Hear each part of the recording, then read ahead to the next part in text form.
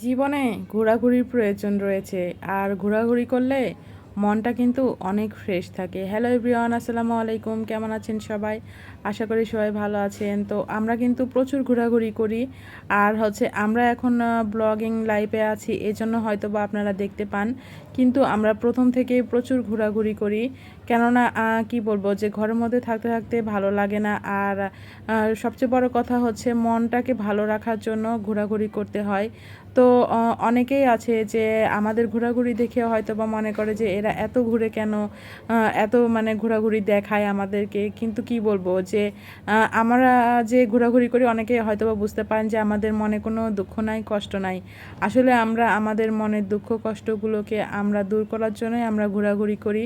কেননা ঘরের মধ্যে থাকলে দম বন্ধ হয়ে আসে আর বাইরে গেলে মনে হয় যে মনটা ফ্রেশ হয়ে যায়। তো এই জন্যই আমরা আর কি ঘোরাঘুরি করি। তো আপনারা অনেকেই কেউ কেউ হয়তো বা আমাদের ঘোরাঘুরি দেখে নজর লাগাবেন। গাইস, আপনাদেরকে একটা কথা বলবো যে কেউ আমাদের ঘোরাঘুরি দেখে নজর লাগাবেন না, কেননা আমরা উপরে উপরে অনেক সুখী আর ভেতরে ভেতরে কিন্তু আমাদের অনেক কষ্ট আছে।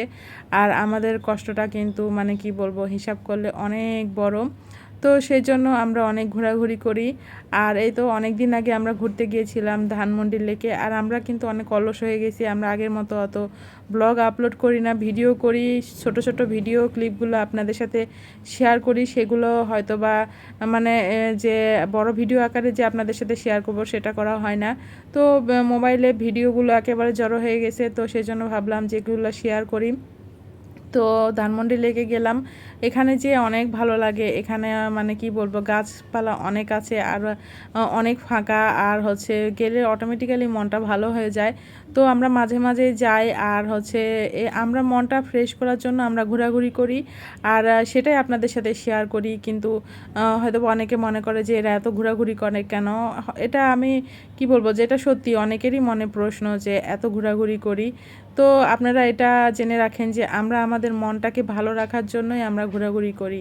কেননা প্রত্যেকটা মানুষের মধ্যেই কোনো না কোনো কষ্ট আছে। হয়তোবা আল্লাহ আপনাদেরকে যা দিয়েছে সেটা হয়তোবা আমাদেরকে দেয়নি, হয়তোবা আমাদেরকে যেটা দিয়েছে সেটা আপনাদেরকে দেয়নি। তো যার যেটুকু আছে সেটুকু নিয়েই সন্তুষ্ট থাকা উচিত, সেটা নিয়েই ভালো থাকা উচিত।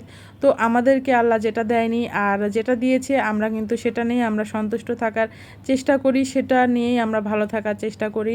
সুন্দর সুন্দর মুহূর্ত, সুন্দর সুন্দর কি বলবো যে সময় কাটানোর আমরা চেষ্টা করি। তো এভাবে আমরা অনেকটা ভালো আছি আলহামদুলিল্লাহ। কখনোই আমাদের মানে কি বলবো যে কোনো কিছুর প্রতি অভিযোগ নাই যে আমরা ভালো নেই।